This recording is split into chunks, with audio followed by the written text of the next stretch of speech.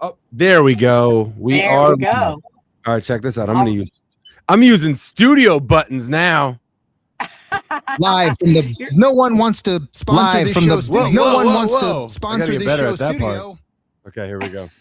I got music and everything. Take two. Yeah, you know what I'm saying? Take 2.5. Live from the no one wants to sponsor this show studio, the Brian Mooch Show. Still open for sponsorship, by the way. Everybody. Live cover on the pre-show podcast. You can also catch the rest of this podcast because we're not going to do all 45 minutes live on Facebook. I think it might crash Mark Zuckerberg's algorithm. We got a lot to cover right out the gates. Lindsey clearly coming to us from her car. In Florida, by the way. You having a good time moving? Oh my God, it is a hot mess express, which we'll get into, but I will say I am very lucky to be in Florida. It is 75 degrees today. Thank you very much. Okay, we're going to talk about the impending freeze-mageddon that is now, I guess, on like 80% of the country. We got that to talk about. There's new radio competition. Breaking news. Tagged in 9,000 articles today. Uh-oh. Nervous. I mean, I'm curious to see what you're going to tell me and how that's going to go. So I'm curious about that. We got a new radio competition to talk about on the full show today. Talk about Disney. My son is 3 years old and has a Black History project to do for his daycare. Oh, that's insane. I'm not trying to. When I laugh at that, I'm not laughing at the concept of Black History project. I'm laughing at the 3-year-old doing it. Right, that's what I'm saying. Like, obviously, no one's laughing at that. They're just like pre-kindergarten is doing projects. Like, that's insane. Always. Hey, by the way, thank you for joining the pre-show live stream on social media. Go ahead and throw a comment up there. If you have any questions, comments, like to just check in, whatever you want to do, go ahead and do that there. We're going to do about 15 minutes here, and then we'll kick over to audio only, and you got to go check out the whole podcast on the Odyssey app or Spotify or Apple Podcasts. So, Lindsey, we'll get to your moving later because moving is always fun. Oh, my God. Yeah. I love that you're coming to us. I feel like I was going to say I feel like you're homeless, but clearly you're homeless right now. I mean, yeah, I'm like in between. I am staying in an Airbnb, hence why I'm in the car, not like somewhere else right now. So I am in the process. Like do a show from the Airbnb. Is there something going on there? Well, no, it's like a farm. Well, no. So I get this. You're going to love this. It's like a mini farm. It's not a real farm. I love mini. Yeah, it's like a mini farm, and so the room is like, it's almost like a mini camper that I'm staying at. There's no room, there's no internet there. It's like in the middle of nowhere. So yeah, so that wasn't going to happen. But hopefully by the end of next week, I'll have my own place. So fingers crossed on that. You're in your car. You got your own place right now, as far as I'm concerned. So, when I moved back here, when Jess and I were in the process of moving back here from Dallas, Texas, I stayed at a mini farm and did a broadcast for a radio show from a miniature farm, like right out by the Louisiana border. And it had a little tiny house and a bunch of little animals as well. Had mini horses and the dogs loved it. I was about to say Ronan, he didn't exist then. Which is that was like 4 years ago. Man, time is flying. Time is definitely flying, that's for sure. We'll get to moving soon. You're in Florida. I'm jealous. It looks sunny. We're battening down the hatches here. So last night I filled in for somebody on a show for the board teachers in Macon, Georgia. Okay. Awesome show. Macon Opera House, 2,000 people, super fun. Those shows are always great. It's all new material, teaching stuff, which is super fun too. It's exciting. I forgot what it's like to do a totally new set. And it's really exciting. Yeah. Now, well, because you get used to. Go ahead. Well, I was going to say, why did you decide to do all new material? Why did you just wanted to freshen it up, or why did you do that? So the theme of the tour this year is all new material, new jokes, and so I want to keep it fresh. Now, granted, I've never played Macon before, so no one had seen my other stuff. So I wasn't 100% new. I closed on a couple things that I know will work already.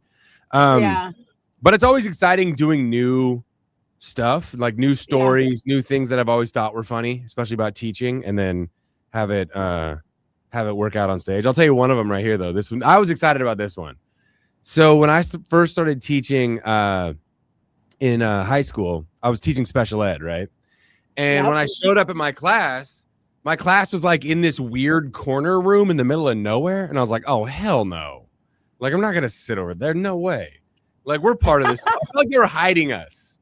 And I felt in like a corner. Yeah. Yeah. And I was like, no way. So I used to take my kids out all the time. Like, we'd go eat lunch in the lunchroom. We could eat in our class if we wanted to, which I'm sure the school preferred. But I'd take the kids and I'd be like, we're going out in the lunchroom. We'd sit there and whatever. And so I thought I was doing this whole like inclusion thing, which was like kind of my goal. I was like, let's include everybody. Look, I mean, let's not have the special ed classes be hidden off. You know, Brian, you're doing good things here. You know, you're trying to make everybody understand that people can be different. I was taking a big victory lap in my mind. And like, I want to say like towards the end of the year, this girl comes up to me and she's like, hey, so my friend was wondering, like, are you going to ask anyone to prom this year? And I was like, me? What? I was like, I'm a teacher here. And she goes, oh my gosh, I'm so sorry. We thought you went to school here too. Oh my God. I was 21 and some of my kids in my class were like 19, 20 because it's special ed. And I was like, oh no, I go to school here. And she goes, oh, I'm so sorry. I'm so sorry. We didn't know you were a teacher. And I'm like, oh, okay. No, it's all good. And she walked off and I was like, wait, what? Everyone thinks I'm a student too? That means they've been looking at like when I think I'm out here doing this, like, you know what? Inclusion. We're going to be part of the school too, man. You can't hide us. That people look at me like, oh, that's so cute. That one thinks he's like the leader or something. Not that one thinks he's the leader, but you know what's so crazy? Like looking back on that, you have to be happy because when you get older, you're like, damn, all I want to do is look like I go to high school, right? So I mean, back then you didn't think that, but now you're like, say this. I also had gray hair. I had gray hair then too on the side. In your 20s? Yeah, I started going gray at 16.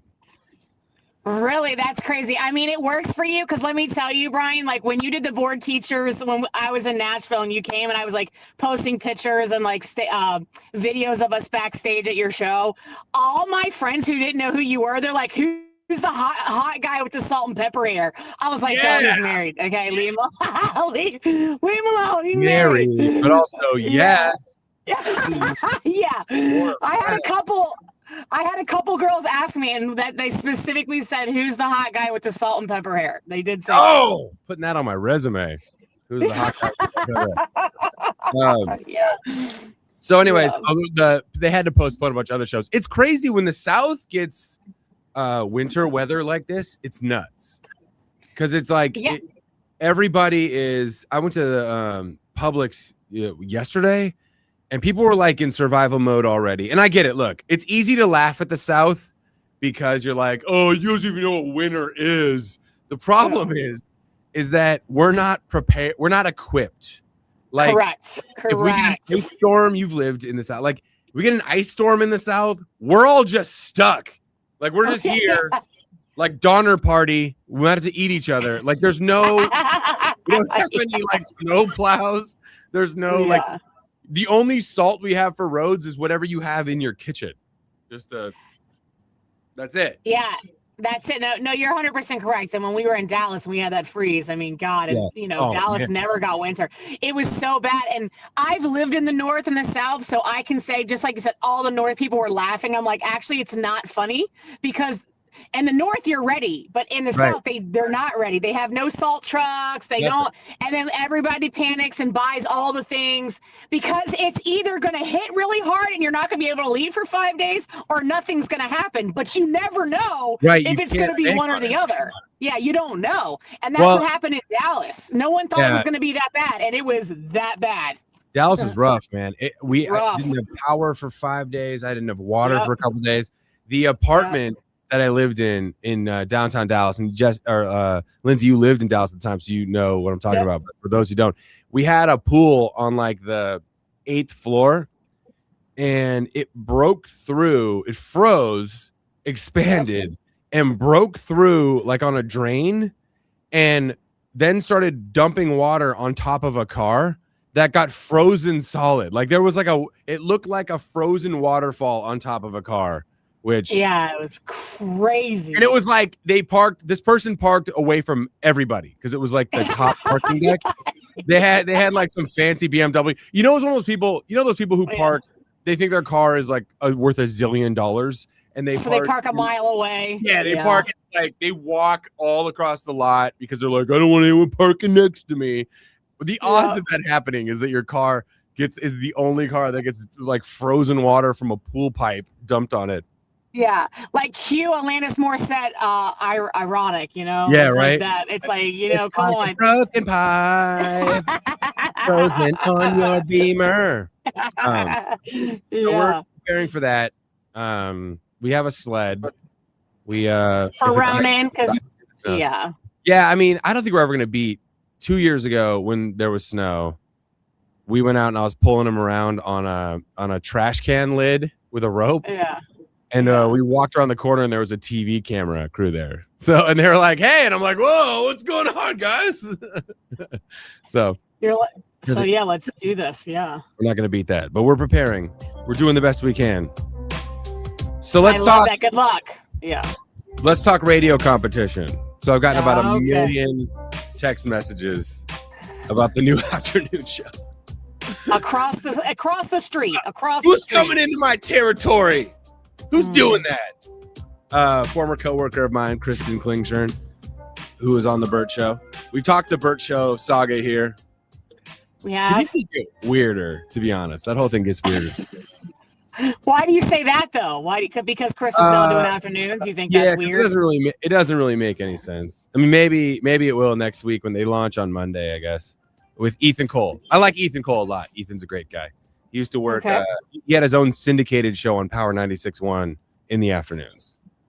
So that would be an interesting dynamic because it's the Kristen Show with Ethan Cole, which I find it strange. Just be a show. It's fine. Yeah. I mean, you're not wrong there. It should be, especially, well, it's hard too, because like when you have a show full of more than one person, only one person's name is on the show, that always tends to cause tension and people are jealous and they're not getting, it's always, and that's not just saying her, I'm not saying her, I'm just saying like in general in entertainment, it becomes an issue unless you work with someone like your friend, like I am with you. You know what I mean? Yeah, we're friends outside of this. Like they are not friends. Yeah. They're maybe friends. They're getting friendly. Co-work. Yeah, they're probably like co-workers or they coexisted in the workspace, right? Yeah. So it's funny because there's been a lot of speculation. Kristen's been teasing it, like I'm gonna do my own things coming. Afternoons was a shocker. We'll get into that in a second because it is different, and I'd like to share my insight. Afternoons are different than mornings. You've done both. But so Ethan worked at Power 96.1. He was syndicated host there. I like Ethan a lot, and he's a really, really good dude. Sweet guy, funny. He got fired while he was on medical leave, which is such a talk about getting. Oh my God! Podcast for another day is times you've been done dirty by any jobs, because I mean, not just radio, but every job will do you dirty. But yeah, he had to get a throat surgery. And then when he was on medical leave, he got fired, which is just so done dirty. Which is why I'm glad he's back in radio. But I believe he's living in California somewhere. Maybe I think he's married at this point. I know when I knew him before, I think he was engaged. But good dude. But it's different. You're not friends. You're just like, it's kind of, I've been part of these shows. You're like put together and then you got to try to figure it out, find your boundaries, find the content, find what you want to do, find the groove. What I do think is going to be interesting is like, I've gone through this before, like starting a brand new show.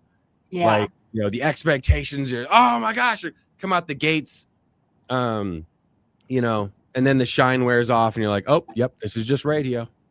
Do it every day. People ask me sometimes like, what's radio like? I'm like, it's like a wheel that starts rolling.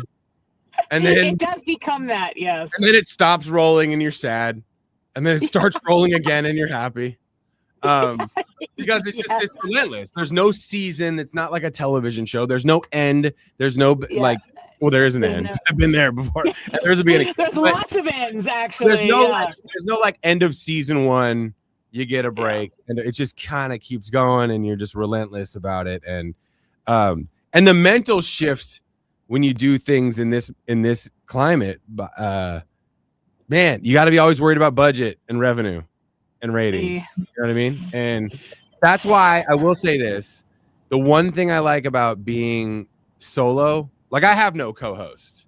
Now I wish, Lindsey, you'd be awesome if you were in here every day and we were just goofing around doing a radio show. Yeah.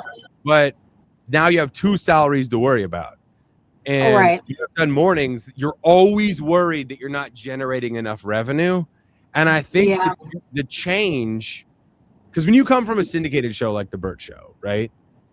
You always had the protection of Burt, the syndicated heritage. Well, the heritage show, right? It's been there for 20 years, right? Now you don't. It's been there forever, right? Right now you're flying solo, which means you got to talk to program directors, you got to talk to station managers, you got to talk to consultants. Everyone's got an opinion on what you're doing, the stress. You look at the ratings, you look at the numbers coming in, and the first 6 months are kind of like, okay, we're having a good time. Then you start to feel the pinch. And when I took this position, the one thing I was really happy about was like, hey, if you want to fire anybody, you only can fire me. Like, it's either I'm not. Yeah. Well, no, I'm saying is like I know what money I make. I know what I have to achieve with revenue and ratings, but I don't have to worry about other staff members. I don't have a producer. I don't for now, right? I mean, who knows? Down the road, I'd love to do it, but I got to build it out. You got to like. I'd rather start where I'm at, which is at 0, very light infrastructure. Yeah, I'm only worried about me, and then as it grows, earn more voices, earn more things. I would hate to start already with that like guillotine above me of we're paying 2 people how much? Because a year in, that number can get you. So 100%. And that's right now, for a lot of people that don't understand, I mean, you're essentially explaining entertainment and radio, and that's exactly how it is.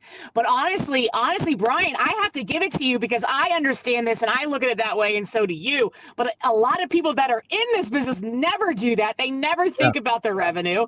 Obviously there's always meetings that they tell you, but most creatives, they just focus on making the content, which is obviously which we all love to do, right? But you're talking about other things that's like this is not the fun side. Like we're not making jokes here. Like there's no punchline. Like this is the real how it is. And I think it's good that you're even aware of it because a lot of people do not even think about it. They don't. Well, it's taken me some failures, to be honest. Like I have been the guy who's like, it don't matter. If you're funny, you'll get ratings. You do this, you'll be successful. But you don't take into account the other things like time. And once that new car smell wears off and ratings aren't great and advertisers start pulling money out and now your endorsements are going down and the station buys are less and you've got people above, heads always roll downhill, right? And so when you look at the numbers, you're like, well, I need to make sure that I am generating more revenue than we cost, right? And at first, when you launch a show, you're always going to get the benefit of the doubt. Hey, we're going to give you, they say 2 years. That's never happened in my opinion. I've been on of 3 morning show launches. They've always said 2 years. We won't even really judge you guys for 2 years because like that's when you really hit your stride. Well, that's bullshit. I've never made it to 2 years. Never morning show. Yeah. Because you focus on that and you're like, that sounds good. I'm just worried about chemistry in the room, creative content. You know what happens? That guillotine starts swinging a little lower. And then all of a sudden, bankruptcy filings start happening at radio stations. And they're like, we have to clear out salary. And you know where they go to first? Who's expendable? Who's the most expensive? Who's got to go? And it's like, I hate the whole, it's not personal, it's business. Which look, it's personal. When you get fired, it's very personal. It sucks. Yeah. It's personal when you got to pay your rent, don't got a job. Yeah. Like that's, you know what I mean? Like it's always going to be personal. Yeah. But the line item you become, that you get reduced to when those numbers don't come in, is what it is. So like for me with this position, a lot of things I love about it, and there's a lot of things I miss about ensemble radio. This conversation and having more space to talk about things, to be, to dive into deeper issues, to tell longer stories. But what I do appreciate about this position right now is the opportunity to have different hours, be more present in my son's life in the morning, in the evenings. It's still a hustle. And it's you got to get home and you're like, this is a lot. Taking a step back a little bit, working more in like the digital space. But also I don't have any, if you wanted to cut from my show, it would only be me. Right? Like when you have an ensemble morning show, you start losing producers. Your social person goes first. You don't have a phone screener. You don't have all those things that you're used to on like a big ensemble show. You don't have. But then also, when they start looking at how do we save money because we have to on our budget for this quarter or whatever, people start getting that going. That stinks. But it's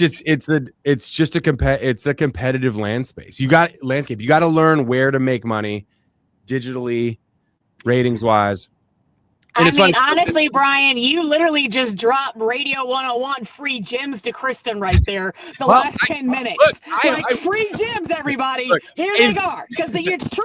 It's true. In theory, we're competing, but I don't care about that anymore. The only person I'm competing with is me to be creative and funny and engaging and come up with new ideas. Now, granted, yes, the ratings matter, and I want to beat everybody's asses in the afternoon. But we're not. I mean, there's some crossover, I'm sure, but also this space is big enough for a lot of people. And to be honest, I'm too tired to care about that. I got bigger goals. But it's funny because everyone's asking me, they're like, "Oh, radio wars in the afternoon," and I'm like, I mean, if you can figure out how to attack me between the 14 songs an hour you're playing, good luck with that. Good luck with that. That is also a shift too. Like I've done stuff. And then we'll move off of this and we'll kick over to audio only. And guys, thank you so much for hanging out in the live stream. I see some of you guys popping in, popping out. We're going to try to do this daily. That might be a lofty goal. 3 days. No. Sometimes shorter, sometimes be longer. But I'd like to do this. It's fun. It's kind of a pace lap to get out here and talk about stuff. But people have been like, radio wars in the afternoons. It's like one of the big shifts is like, that's not how it works. Afternoon, there is so much, you play so much music. You got to learn how to embrace the music.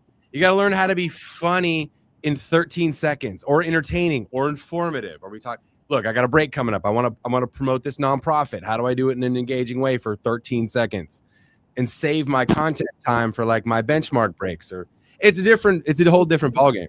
I enjoy it. It feels more like stand-up to me than any other radio I've ever done, doing afternoons by myself. Really? Because it's controlled time. It's controlled timing, controlled words, all the things. I'm like, I have a content break at 3:10, and I'm going to do 90 seconds, right?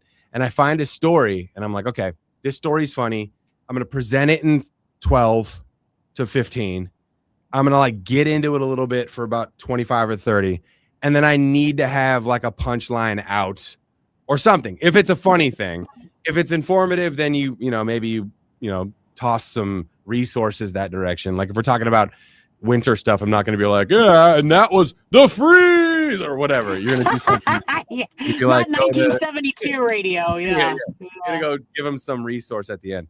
But it feels more like stand up because in my mind, I have to have my off ramp already in my mind. One of them. And then sometimes you find something better.